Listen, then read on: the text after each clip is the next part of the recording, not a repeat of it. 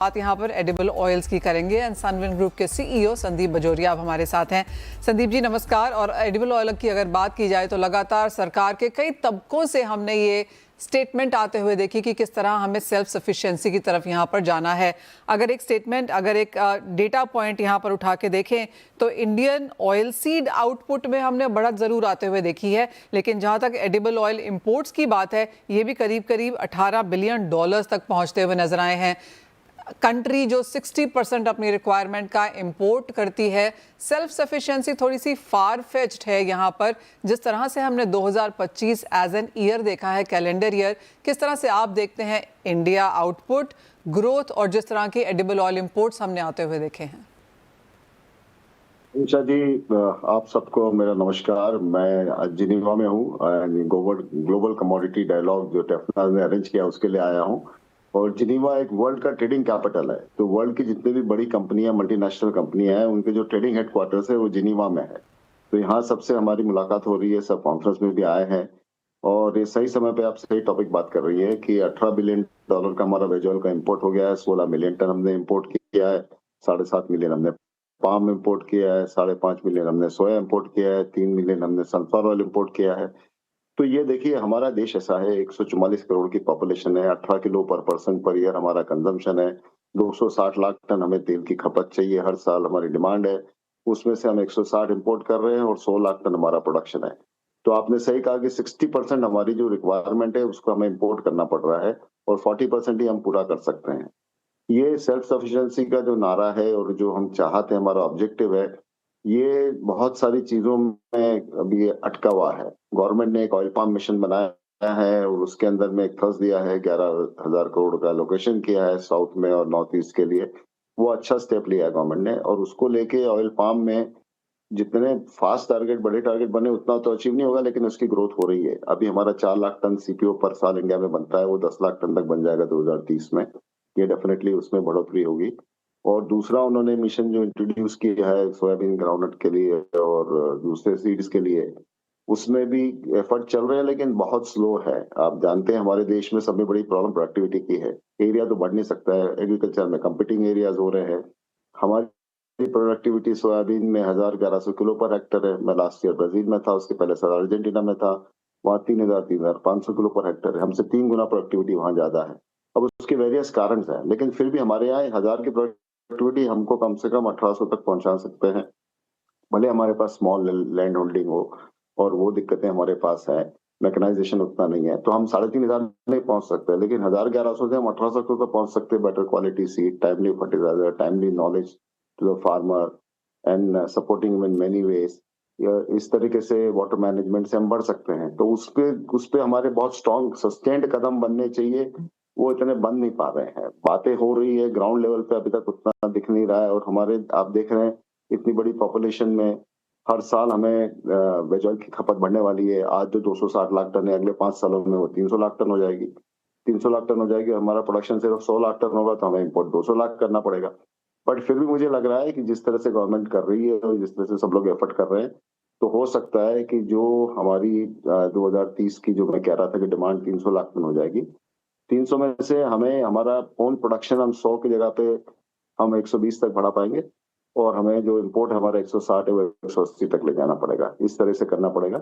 लेकिन यदि हमारे सेल्फ सफिशिएंसी के एफर्ट में और ज्यादा मेहनत करी जाए और कड़ी मेहनत करी जाए, तो ये हो सकता है कि फिर ये इंपोर्ट लेवल नंबर हम जो 160 180 कह रहे हैं, वहां वो स्टैटिक हो जाएगा और इंक्रीमेंटल डिमांड जो हर साल की हमारी 5-10 लाख टन की बनती है, वो हमारा इंक्रीमेंटल डोमेस्टिक प्रोडक्शन से वो अचीव हो जाएगी। जी, उतना आप भी ये हो कह रहे पाएगा हो। तो हम खुश रहेंगे।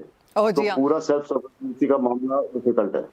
संदीप जी, जैसे कि आप कह रहे हो कि अगर हम तो ये सेल्फ सफिशिएंसी की तरफ ना जाएं, अगर हम ये इंक्रीमेंटल ग्रोथ भी कम कर सकें, इन सम सेंस इंडिया में ही अब्जॉर्ब कर सकें, तो वो भी टू बिगिन विद एक प्लस पॉइंट होगा।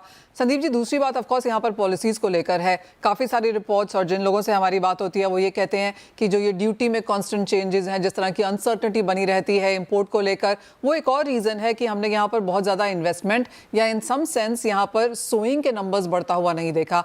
आप कहेंगे जो पॉलिसी फ्रेमवर्क है उसमें एक थोड़ा सा लॉन्गर टर्म सस्टेनेबिलिटी चाहिए? यस, पॉलिसी को स्टेबल होना बहुत जरूरी है।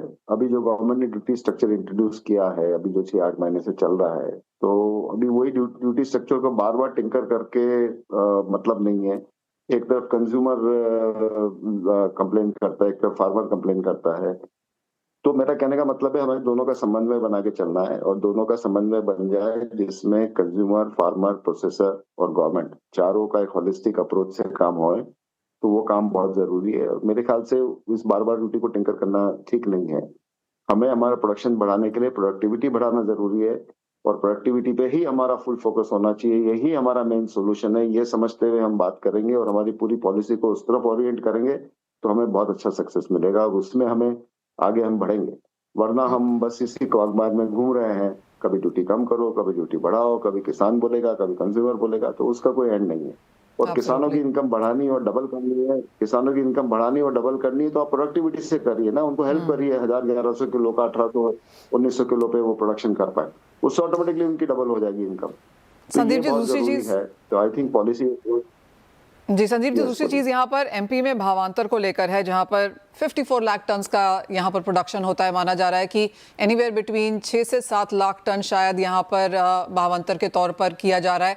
एज ऑफ नाउ जो हम जानते हैं, भावांतर का जो आवंटन है वो इतने बड़े स्केल पे नहीं हुआ है, लेकिन 7-8 लाख टन के करीब यहाँ पर फार्मर्स ने बेचा है, जो शायद भावांतर के अंडर यहाँ पर आएगा। अब अगर हम ओवरऑल एमपी की यहाँ पर आउटपुट देखें और साथ ही भावांतर में यहाँ पर कितना जा रहा है, जितने फार्मर्स एलिजिबल हैं, जिन्होंने यहाँ पर साइन इन किया है, वो नंबर अभी भी काफी स्मॉल है। दूसरे स्टेट्स में किया जाना चाहिए, नहीं किया जाना चाहिए, कैसे देखते हैं आप इसकी on ground productivity? Manisha ji, मेरे ख्याल से भावांतर हमारा राइट सोल्यूशन है। बिकॉज हम ऊंचा भाव रखे और एमएसपी पे गवर्नमेंट प्रोक्योर करे, तो पूरा प्रोक्योर हो नहीं पाता। पहली बात, प्रोक्योर होता है तो उसमें थोड़ी बहुत धांधली होती है, फिर उसको स्टोरेज रखो, उसको उसका केयर करो, उसकी क्वालिटी को संभालो, फिर 6 महीने 8 महीने बाद उसको बेचने निकालो, टेंडर प्रोसेस करो। तो ये सब बहुत सारी चीजें जहाँ बहुत सारे लीकेजेस हो जाते हैं, और गवर्नमेंट को बहुत सारा इन्वेस्टमेंट करके रखना पड़ता है, और ये सब चीजें में अल्टीमेटली हमने देखा है कि वो नुकसान बहुत बड़ा हो जाता है गवर्नमेंट के अकाउंट में। उसकी जगह पे एक बार सीधा, और ट्रेड इंडस्ट्री को रॉ मटेरियल मिलता नहीं है, वो प्रोसेस नहीं कर पाते हैं, रॉ मटेरियल की प्राइसेस ऊंची चलती है, फिनिश प्रोडक्ट की प्राइसेस इंटरनेशनल मार्केट के हिसाब से चलती है, प्रोसेसिंग का बट्टा बैठ जाता है। तो ये सबको देखते हुए फॉरेन में सब जगह पे इस तरह की प्राइस सपोर्ट स्कीमें हैं, जो डिफरेंशियल प्राइस सपोर्ट, जिसको भावांतर हम इंडिया में कहते हैं। तो भावांतर बहुत सही कदम है। भावांतर को ही हमको फाइन ट्यून करना चाहिए, सब स्टेट्स में भावांतर इंट्रोड्यूस करना चाहिए, और उससे किसान को जो भी डिफरेंस है, जो एमएसपी गवर्नमेंट ने बोली है, या जो मार्केट एवरेज प्राइस वो 15 दिन की गिन रहे हैं, उसका डिफरेंस किसान के अकाउंट में डायरेक्ट क्रेडिट हो जाए। उससे बेटर सोल्यूशन कोई नहीं है। आज हमारे इतने इलेक्ट्रॉनिक पेमेंट सिस्टम इंडिया की इतनी आगे बढ़ गई है, सब किसानों के अकाउंट खुल गए, इतने जनधन अकाउंट खुल गए, इतने डिजिटल अकाउंट खुल गए, तो हमारे लिए जरा भी डिफिकल्ट नहीं है, और इसमें लीकेजेस की जगह मिनिमाइज हो जाती है।